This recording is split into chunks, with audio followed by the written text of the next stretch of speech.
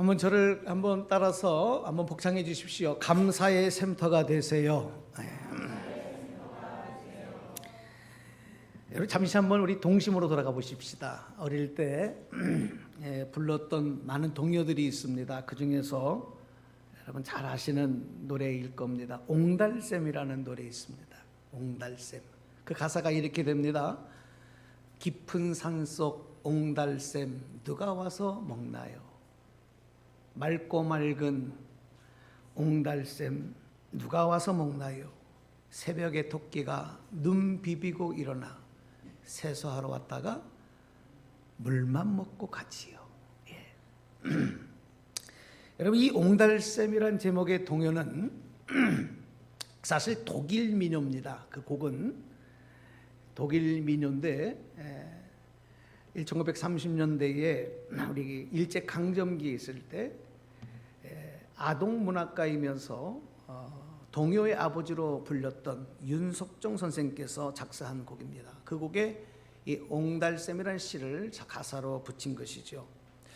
여러분 이 윤석종 선생님께서는 우리가 잘 아는 많은 동요들을 작사하고 곡을 만드셨습니다. 예를 들면 어린이날 노래, 5월은 푸르구나 하는 어린이날 노래, 퐁당퐁당 돌을 던지자, 고추 먹고 맴뱀 낮에 나온 반달, 기찻길 옆 날아라 새들아 빛나는 졸업장 등등 약 한 1200여 편의 동시를 적고 그 중에 800여 편이 동요로 이렇게 불려지는 어린아이들에게 그래서 이 동요를 통해서 꿈과 희망을 주는 그런 귀한 일을 하신 분입니다. 저는 어릴 때 이 옹달샘이라는 노래를 많이 불렀던 것 같아요. 흥얼거리기도 했던 것 같아요. 그런데 그때는 가사가 이렇게 1절만 있는 줄 알았습니다. 그래서 이 동요를 부를 때마다 토끼가 자꾸 생각이 났어요. 옹달샘보다도 토끼가 주인공인 줄 알았습니다. 토끼가 새벽에 눈 비비고 일어나서 옹달샘에 세수로 하러 왔는데 세수는 안 하고 물만 먹고 돌아갔다는 이 내용이 뭘 말하는지 잘 몰랐습니다. 그냥 그 토끼가 아직 잠에서 덜 깬 멍한 상태였구나, 그냥 멍청한 토끼였구나, 뭐 그렇게만 생각했던 것 같습니다. 여러분은 어떠십니까? 뭐 별로 생각도 안 해보셨죠? 네? 제가 이번 주일 감사의 샘터라는 말씀의 주제를 정하고 묵상을 하던 중에 갑자기 이 동요가 생각이 났고 이 깊은 산골의 옹달샘이 자꾸 머릿속에 연상이 됐습니다. 그래서 이번 주 칼럼도 옹달샘과 같은 교회가 되자는 그런 글의 칼럼을 올려드렸습니다. 설교를 준비하면서도요, 저는 이 동요를 몇 번을 불렀습니다. 그리고 자꾸 이 가사와 이 작사자의 그 마음을 한번 제가 가져보려고 애를 써봤습니다. 한번 여러분 이 시간에 한번 동심을 한번 다 돌아가셔서, 이건 찬송가 부르실 때 부르면 안 되고 어린이들이 동요를 하는 그런 마음으로 우리 한번 이 노래를 같이 부르는데 동영상을 하나 들려드릴 거예요. 그냥 부르지 마시고 1절 그리고 2절 가사가 있는데 한번 가사를 생각하면서 한번 맑은 목소리로 한번 다 동심으로 돌아가서 한번 불러보겠습니다. 동영상 한번 틀어주시고요. 예.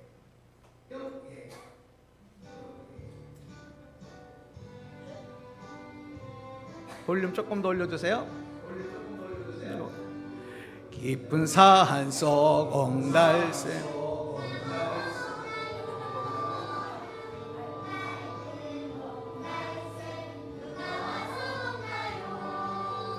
새벽에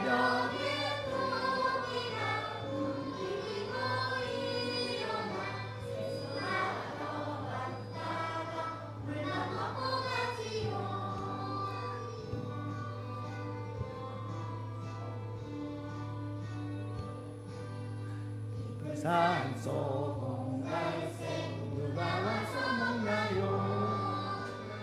맑은 옹달샘 누가 와서 먹나요? 밤에 돌아서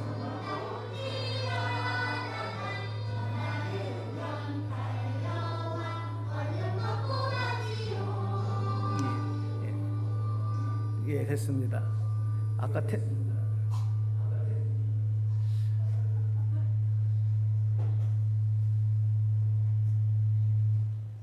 아까 테스트할 땐 잘 됐는데 뭔가 에러가 났어요. 예, 자, 다 괜찮고요. 여러분 이 가사 한번 같이 불러보셨죠?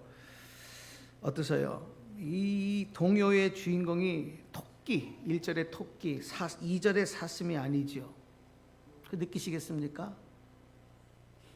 언제나 그 자리를 지키고 있는 맑고 맑은 옹달샘이 이 동요의 주제입니다.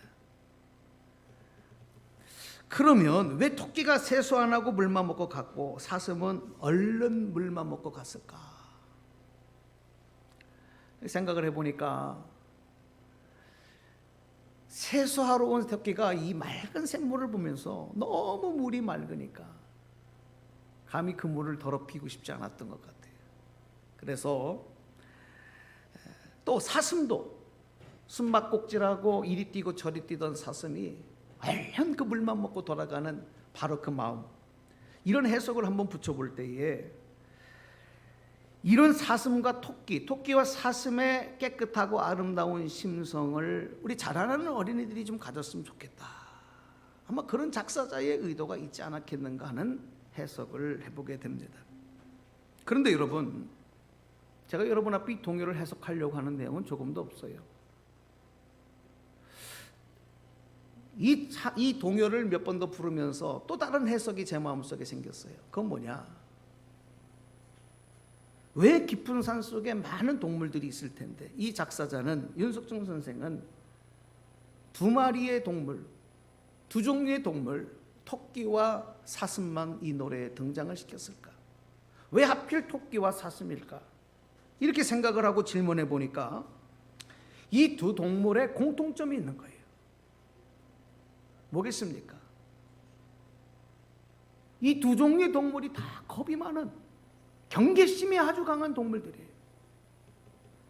그런 공통점이 있더라고요. 겁이 많은 토끼와 노루동물은 언제나 경계심을 갖고 적을 대비하고 그런 동물인데, 이 옹달샘을 찾아올 때는요 경계심이 없어요. 자다 깨서 눈도 못 안 뜬 상태, 눈 비비며 편안하게 찾아올 수 있는 곳, 그것이 옹달샘. 사슴이 이리 뛰고 저리 뛰고 놀다가 경계심이 없이 언제든지 와서 물을 먹고 갈 수 있는 바로 그것이 옹달샘이구나.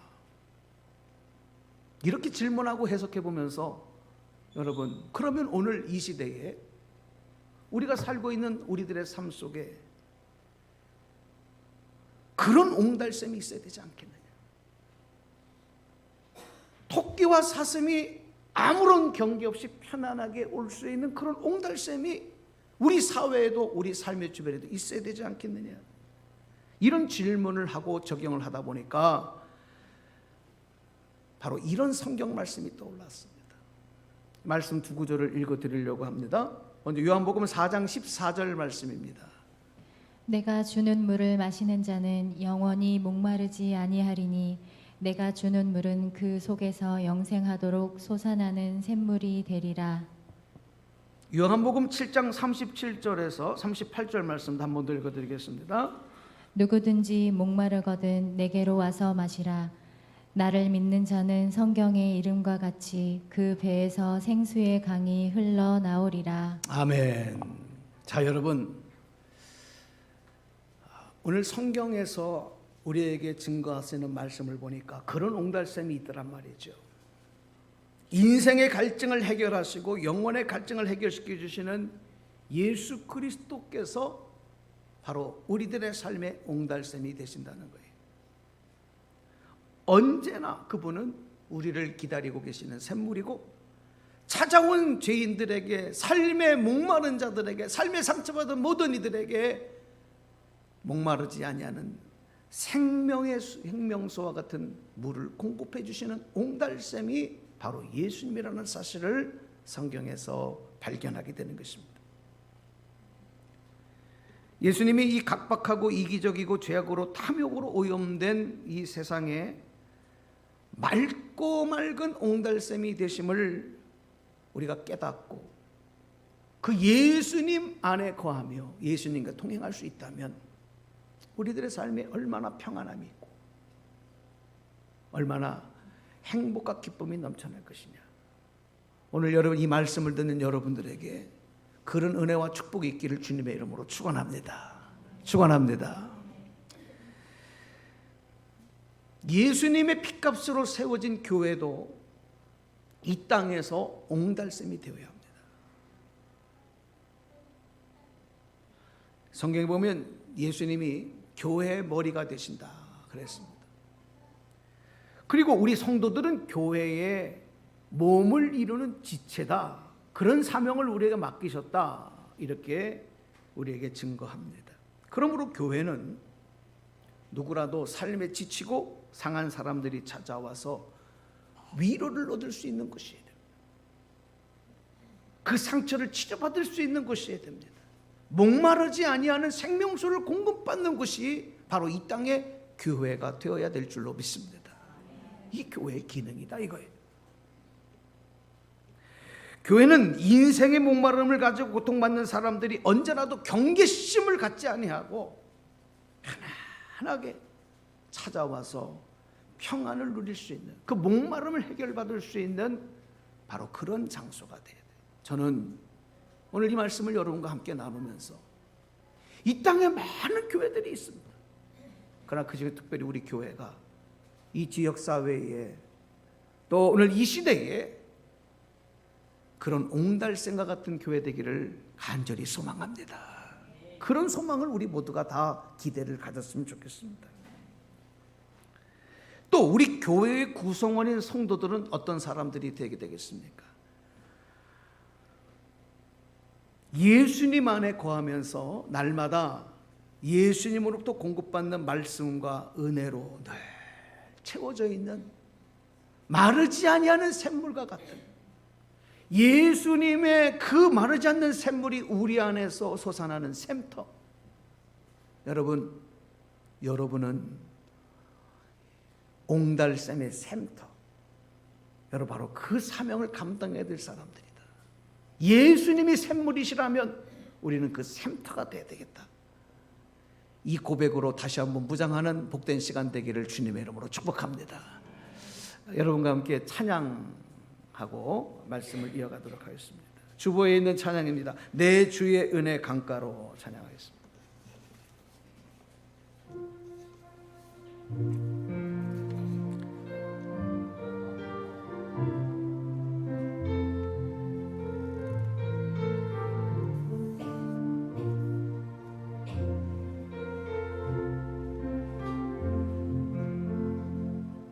내 주의 은혜 강가로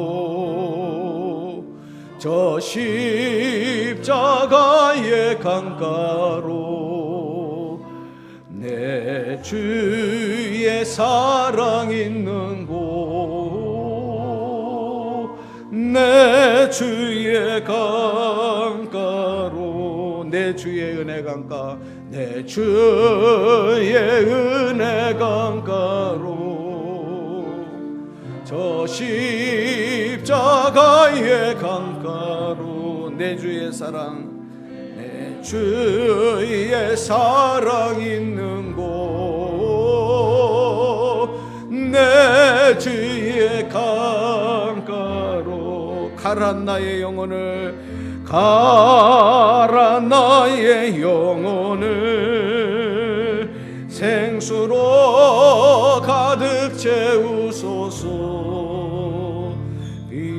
피곤한 내 영혼 위에 내 주의 은혜 강가로 저 십자가의 강가로 내 주의 사랑 있는 곳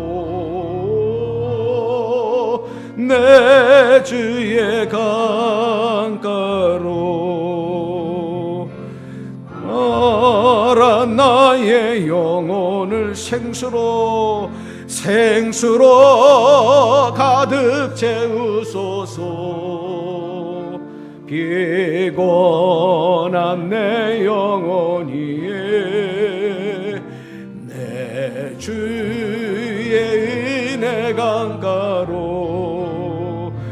저 십자가의 강가로 내 주의 사랑 있는 곳, 내 주의 강가로.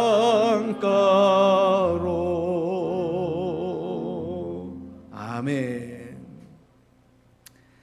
여러분, 이제 우리 교회가 다음 주일이면 창립 14주년 감사 예배를 드리게 됩니다. 또 1년에 첫 열매로 하나님께 감사하는 맥주 감사절을 겸하여 우리가 하나님께 감사 예배를 드립니다. 또 오후에는 감사 찬양 축제를 통해서 하나님께 정말 기쁨으로 나아가는 그런 시간을 가지려고 합니다. 그런데 여기까지 인도하신 그 인도하심 속에 참 감사한 일도 많았지만 힘든 일도 많았습니다. 제가 잠깐 정말 감사의 샘터가 되겠다는 다짐으로 우리 교회 순정의 교회를 개척하면서 여기까지 오는 동안에 짤막한 그런 목회 간증을 좀 하려고 합니다. 제가 목회하면서 두 가지 목회적인 질문을 했고, 지금까지 그 질문에 대한 답, 하나님이 주신 그 답을 가지고 그 질문을 생각하면서 여기까지 왔어요. 그 첫 번째 질문은 이것이었습니다.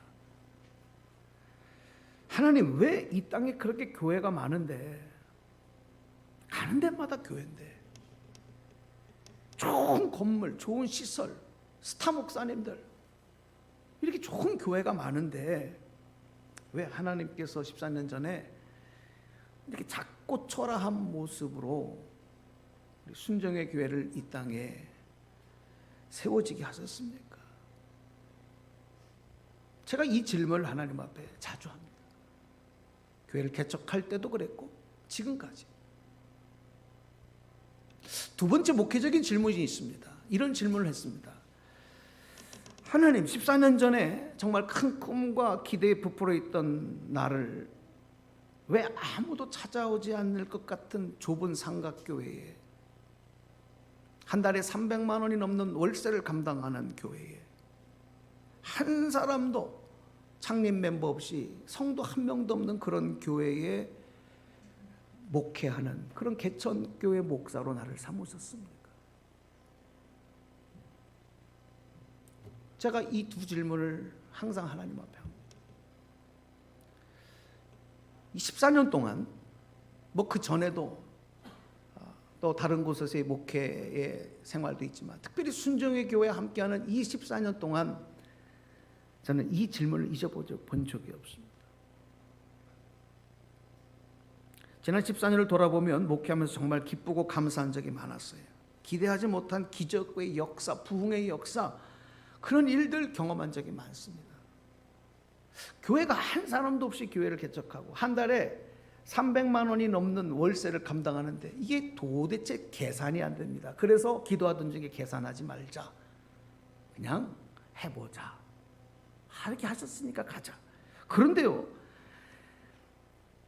무예수율을 이루는 기적으로 우리 순정의 교회가 처음에 수지 성복동에서 이제 개척이 되었습니다.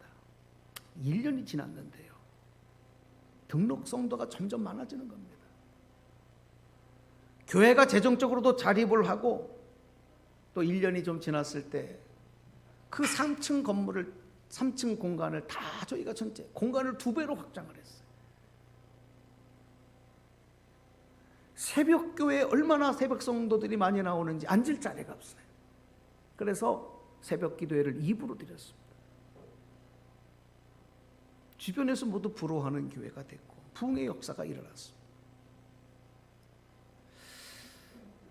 그런데 조금 지나고 나서 교회 중직 한 가정으로 인해서 이 교회 부흥이 막히게 됩니다. 목회자와 성도들 간에 불신을 주장하더니 여러 중직 가정들을 데리고 교회를 떠나는 일이 일어났어요. 정말 그때는 견디기 힘들고 어려웠던 그런 때였습니다. 솔직히 그때 그런 마음을 가졌어요. 이제 개척 목회 그만하고 더 좋은 여건의 목회지로 떠날까? 또 오라고 하는 데도 있었고 서울의 좋은 교회들이 담임 목사로 오라고 제의도 합니다. 근데 오기가 생기는 거예요. 야, 여기서 하나님이 어떻게 시작하신 교회인데 여기서 환경을 따라가느냐, 조건을 따라가느냐. 제가 특별히 잊지 못했던 것은 우리 순정의 교회가 처음 개척되어질 때 한 가정이 눈물을 흘리면서 교회가 세워지게 해달라고 그 힘들고 어려운 가운데서도 그 건축 공금을 가지고 온 그 성도들의 손길과 가정을 잊을 수가 없었어요.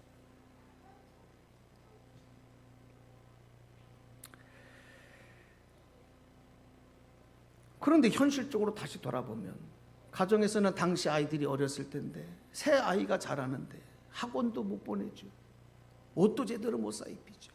먹을 것도 없죠. 언제 아이들하고 휴가를 한 번 갈 수도 없고. 부모로서 도저히 이건 아닌 거예요.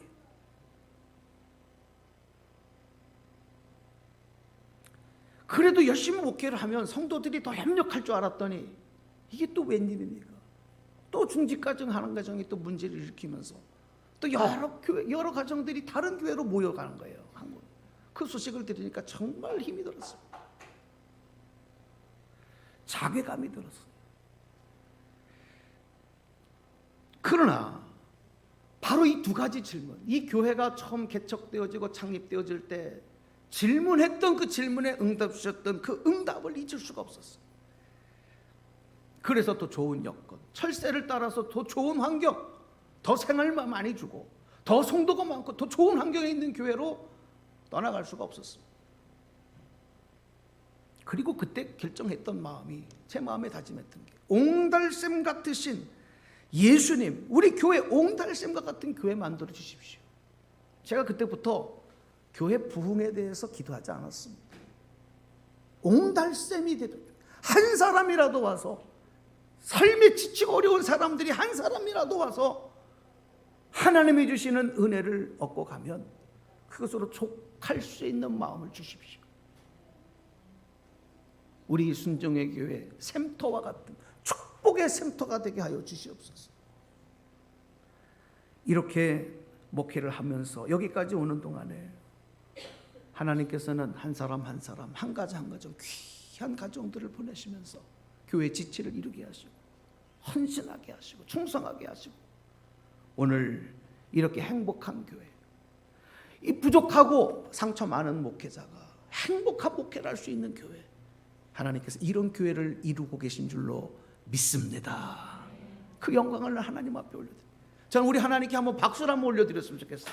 할렐루야. 하나님 감사합니다. 여러분, 옹달샘은 사람들이 많이 찾아오지 않고 번잡한 도심지가 아니라 깊은 산 속에 있다 하더라도 절대 외롭지가 않은 겁니다. 옹달샘은요, 어디에 있든지 그 사명을 감당할 수 있는 거예요. 우리 순종의 교회가 이 구성지구에, 용인에 옹달샘이 되는 교회가 되기를 바랍니다. 교회 지친 여러분이 주님 안에서 솟아나는 샘물을 마심으로 목마르지 아니하는 그런 심령이 되고 또 인생에 감사의 샘터가 넘치는 그런 삶을 산다면 얼마든지 아무리 큰 교회, 아무리 좋은 환경의 교회가 되지 못한다 하더라도 우리가 매주일 정말 비좁고 그런 이 좁은 공간 안에서 아이들하고 그렇게 비집고 있지만 그래도 여러분 우리에게는 행복이 있잖아요. 감사가 있잖아요. 옹달샘의 샘, 축복의 샘터의 사명을 감당하는 교회와 성도가 될 줄로 믿습니다. 제가 잠시 이렇게 목회적인 간증을 한 이유는요, 하나님에 대한 감사 때문에. 감사의 능력과 감사의 열매는 우리의 상상을 초월해서 넘치도록 주시는 축복의 열매가 있어요. 저는 오늘 이 말씀을 듣는 여러분에게도 이 감사의 영이 하늘로부터 임하게 되기를 주님의 이름으로 축원합니다. 감사는 축복을 여는 통로예요. MJ 라이언이라고 하는 분이 감사라고 하는 제목의 책을 쓰면서 인생을 변화시키는 감사 힘에 대해서 그 책에 보니까 이렇게 정하셨어요. 제가 한번 올려놨는데 한번 읽어볼까요? 행복은 시작. 행복은 감사하는 사람만이 누릴 수 있는데 그 이유는 감사하는 순간만큼은 모든 것이 충만하고 온전해지며 부족한 게 없다고 생각되기 때문입니다. 이렇게 라이언이 얘기했습니다. 평소에 늘 행복해 보이는 사람들에게 공통적인 특징, 공통점을 발견하게 되는 게 뭔지 아십니까? 그들은 신뢰와 기쁨 그리고 감사를 표현하는데 매우 자연스럽다는 거예요.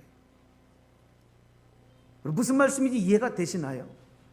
여러분 볼 때 저 사람은 참 행복해 보인다 이렇게 생각되는 사람들의 공통점이 뭐냐 하면 신뢰의 마음 그리고 기쁨의 마음, 감사의 마음을 너무나도 자연스럽게 표현하는 사람. 그리고 어떤 일이 생기든지 항상 감사할 줄 아는 사람들이에요. 그렇습니다. 감사는 마치 햇빛을 향해 가지를 뻗어가는 식물처럼 기쁨과 행복을 향해서 고개를 돌리도록 해요. 그러나 불행한 사람들은 자꾸 어두운 곳으로, 절망적인 곳으로 고개를 돌립니다.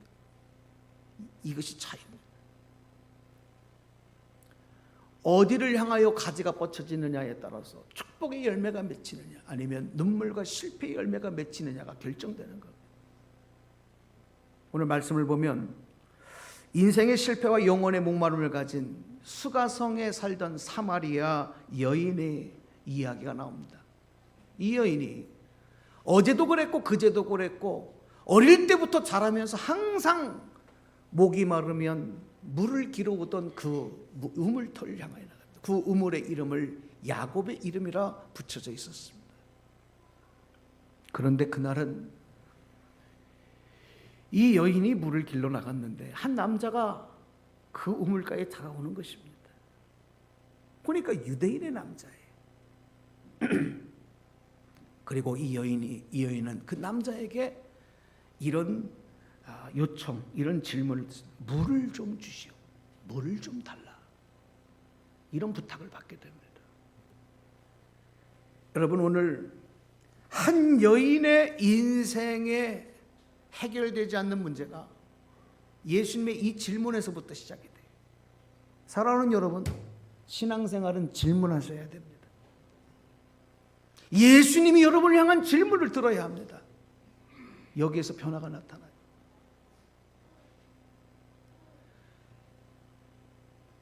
물 길러 나온 여인에게 예수님이 나에게 좀 물을 달라 요청하는데 이것이 그냥 단지 물 한 잔 주시오라고 하는 질문이 아니었던 것입니다. 여러분, 당시에 유대인은요, 이 사마리아인들과는 상극이었어요. 이 사마리아인들은 혼혈인이기 때문에 유대인들의 정통적인 피를 아브라함의 자손으로서 취급을 해주지 않았습니다. 생김새도 달랐습니다. 유대인들은 이 사마리아인들을 마치 개나 돼지처럼 취급을 했어요. 그들과 상종도 대화도 그것이 사는 곳에 가까이 가지도 않았어요. 아무리 멀어도 사마리아 땅을 지나서 돌아서 갔습니다. 그런데 예수님은 그 사마리아 땅을 향하여 들어간 겁니다. 그리고 사마리아 여인에게 물을 달라고 요청을 합니다. 이 여인에게는요, 충격적인 사실이었습니다.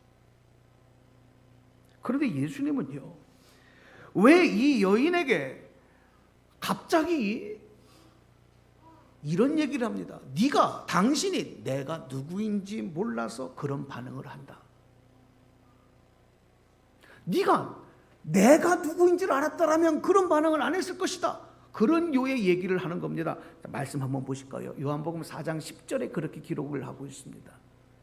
예수께서 대답하여 이르시되 내가 만일 하나님의 선물과 또 내게 물 좀 달라 하는 이가 누구인 줄 알았더라면 내가 그에게 구하였을 것이요 그가 생수를 내게 주었으리라. 아멘. 그렇습니다. 나에게 지금 물을 달라고 하는 그분이 바로 내 인생의 영혼의 목마름을 해결하실 샘물이신 분이라, 샘물이 되시는 분이다. 바로 그 사실을 이 사마리아 여인은 알 수가 없었던 거예요. 지금 세상을 살아가는 많은 사람들이 이런저런 삶의 목마름을 가지고 있습니다. 그 목마름을 해결해 보려고 돈을 많이 벌어볼까? 더 좋은 직업을 가져볼까? 자식들을 잘 키워볼까? 더 인기를 한번 가져볼까? 명성을 떨쳐볼까? 권력을 가져볼까? 그 목마름을 해결하기 위해서 각자 정신없이 바쁘게 살아갑니다. 최선을 다해봅니다. 그러나 그런 것으로 해결되는 목마름이 아니라는 사실을 모르는 거예요. 또한 이 땅의 교회들이 아무리 많이 있지만, 십자가가 아무리 많이 걸려 있지만, 예수 그리스도께서 어떤 분이시냐 하는 것을 모르는 겁니다. 그때에 예수님이 이 사마리아 여인에게, 샘물이신 예수님은 이런 말씀을 합니다. 내가 주는 물을 마시는 자는 영원히 목마르지 않고, 예수님이 주시는 그 물은 그 속에서 영생하도록 솟아나는 샘물이 된다. 깨닫는 분들은, 고백하는 분들은, 믿으시는 분들은 한번 아멘 하시기 바랍니다. 이 놀라운 이야기라서 어디서 들어보지도 못하는 얘기, 전혀 생각해보지도 않은 얘기를 예수님이 하시는 겁니다.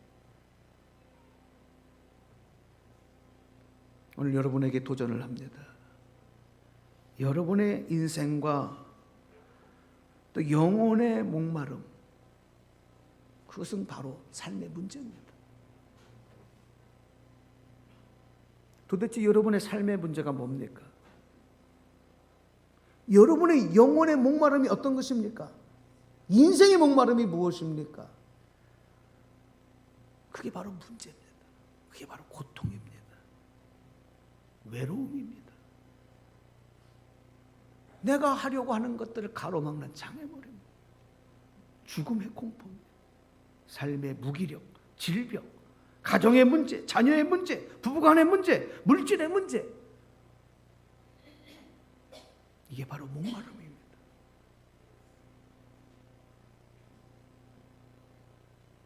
그 목마름은 세상 것으로 해결되지 않아요. 세상의 물을, 세상의 것을 아무리 취하여도 더 그 목마름의 갈증은 심해집니다. 여러분, 목이 아무리 마르다고 해서 바닷물을 먹어보십시오. 바닷물도 물이잖아요. 목이 말라 죽겠다고 바닷물을 먹으면 여러분, 목구멍이 타서 죽는 거예요. 안 되는 겁니다. 세상의 물로는 해결되지 않는 것입니다. 그러나 사람들은 몰라요. 그것이 어디에서 누구에게 공급받아야 해결되는 목마름인지를 모른다는 것입니다. 그 목마름은 여러분, 오늘 말씀을 듣는 여러분들은 깨달아야 되는 겁니다. 바로 예수님이 주시는 물, 그 물을 마셔야 해결되는 목마름, 그 물을 마셔야 해결되는 문제라는 거예요. 믿으시면 한번 아멘 하십시다.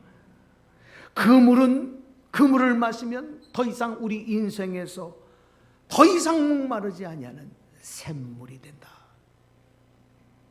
이게 얼마나 복된 소식이에요.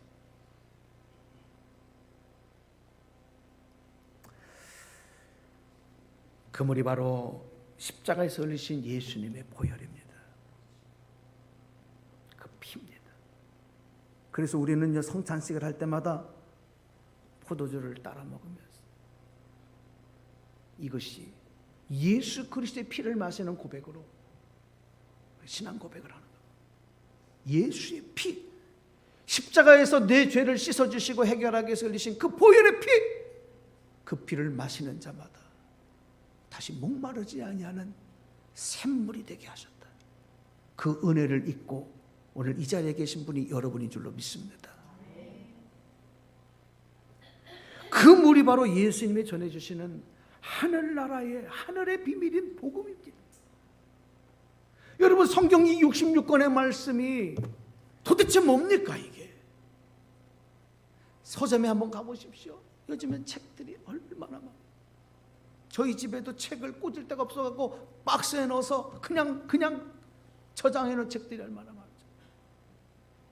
책의 홍수입니다. 도대체 이 책이 무슨 책입니까? 여러분, 이 성경 말씀은, 성경책은 서점에 꽂혀 있는 베스트셀러, 여러분의 집에 꽂혀 있는 교양서적들, 그런 것과 비교할 수 없는 책이에요. 왜 그런지 아십니까? 하늘의 비밀을 우리에게 말씀하시는 생명의 말씀이기 때문인 줄로 믿으시기 바랍니다. 그래서 바로 우리가 먹어야 될 그 물은 바로 하늘의 복음의 말씀이 기록되어 있는 성경 말씀.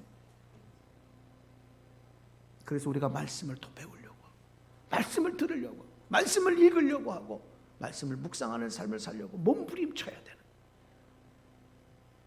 그 물이 바로 예수 믿고 예수님을 영접함으로 구원받아 영생의 복을 얻은 구원의 능력입니다. 그리스도인들은 여러분, 하나님의 능력으로 살아가는 존재인 줄로 믿으시기 바랍니다. 내 힘으로 사는 존재가 아니에요. 예수 믿으면서도 내 힘으로 해보려고 하십시오. 해보세요. 그렇게 살다가 끝나는 겁니다. 고생하다가 후회하며 이 세상 떠나가는 겁니다. 내 힘으로 될 것 같았으면 벌써 끝났습니다. 성공 안 할 사람들이 어디 있겠습니까? 출세 못할 사람들이 어디 있겠습니까? 자녀들이 복받지 않을 자녀들이 어디 있겠습니까? 내 힘으로 한다. 안 되는 겁니다. 그런데도 예수 믿으면서도 내 힘으로 해보려고 해요? 아닙니다. 그리스도인들은, 예수 보혈의 능력을 얻은 사람들은 이제는 하나님의 능력으로 사는 사람인 줄로 믿습니다. 내가 해보려고 하는 것들을 십자가 앞에 다 내려놔야 되는 겁니다. 여러분의 그 헛된 교만과 헛된 자존심, 뭔가 보이려고 하는 마음들, 자랑들, 다 껍데기입니다. 썩어 없어질 냄새나는 것들입니다. 아무리 치장하고 아무리 빠르고 아무리 과장해도 안 되는 겁니다. 그래서 십자가 앞에 내려놔야 됩니다. 여러분, 영생하도록 솟아나는 샘물 되시는 주님의 권능, 하늘 아버지의 권능으로 살아가시기를 주님의 이름으로 축원합니다. 물질의 문제 있으십니까? 괜찮습니다. 하도 그깟 돈 때문에, 아니 목사님 돈의 어려움 겪어보셨습니까? 겪어봤습니다. 못 먹어봤습니다. 어려워봤습니다. 저도 인생의 바닥까지 내려가 본 사람이에요. 돈 문제요? 그러면 여러분이 원하는 만큼 돈이 있다고 행복할 것 같습니까? 100억을 원하십니까? 10억을 원하십니까? 1000억을 원하십니까? 1조를 원하십니까? 그럼 행복할 것 같습니까? 그럼 재벌들은 다 행복해야 되겠네. 여러분, 우리나라가 자살률, OECD 국가 중에 자살률이 1위예요. 못 살 때는 죽지 않았습니다. 더 살아보려고 몸부림쳤습니다. 잘 살만 하니까 죽는 거예요. 삶에 희망이 없어지는 거예요. 불행한 거예요. 물질의 문제 여러분 걱정하지 마십시오. 하나님의 능력을 입으면 필요한 만큼 채우실 줄로 믿습니다. 자녀 문제 때문에 걱정하는 부모님들 걱정해 보세요. 되나? 내 인생만 망치는 거예요. 여러분, 자녀를 하나님 앞에 맡기시기를 바랍니다. 내 자녀에서 영생하도록 솟아나는 샘물 되시는 주님이 책임져 주셔야 자녀들의 앞길도 시원해들어가 열리는 거지. 부모가 그냥 쫓아다니면서 시시콜콜 자녀들에게 참관하고 마치 로봇을 만들어가는 부모들을 볼 때 얼마나 안타까운지 몰라요. 그 자녀들이 중학교 2학년만 넘어가 보십시오. 부모 말 안 듣죠. 내 자녀가 이런 놈이었나? 이거 어디에서 나온 놈인가? 도대체 이 피는 어떤 피인가? 안 되는 겁니다. 여러분, 자녀들이 대학생만 되고 청년들이 되고 여러분 20세가 넘어가 보시면 부모 마음대로 됩니까? 여러분의 자녀 문제 하나님 앞에 맡기시기 바랍니다. 주님, 그리스도인들은요, 그래서 하나님의 권능으로 사는 사람들이. 이제 오늘 말씀 마치겠습니다. 오늘 예수님이 주시는 물은 세상 그 어디에서도 얻을 수 없는 물입니다. 얻은 것 같아도 다시 목마르는 물입니다. 그러나 샘물이신 예수님은 오늘도 교회를 통해서 누구든지 목마른 자, 주님 앞에 나오는 자에게는 언제든지 문을 열어놓으시고 기다리시는, 언제든지 오시면 신도 씻지 않냐고 달려나가는 아버지의 심정으로 여러분들을 환영하는 것입니다. 그리고 그 물을 마신 사람들마다 자기만 만족하는 것이 아니라 샘터가 되어서 이 물을 다시 세상으로 흘려보내는 것입니다. 그러니까 교회 나오시고 예수 믿으라고 전도도 할 수 있게 되는, 봉사하고 헌신할 수 있게 되는 거예요. 물질로 구제하고 헌신하고 나눌 수 있는 일인 거예요. 여러분 샘터가 되시기를 주님의 이름으로 축원합니다. 오늘 이 말씀을 들으면서 한 주간 삶에 지치고 상한 여러분들, 주님 주시는 이 말씀의 샘물 먹으시고 새 먹고 하나님의 영광, 축복의 샘터의 사명으로 바뀌시는 역사 오늘 여러분에게 임하기를 주님의 이름으로 축원합니다. 우리 두 눈을 한번 다 감아 보십시다.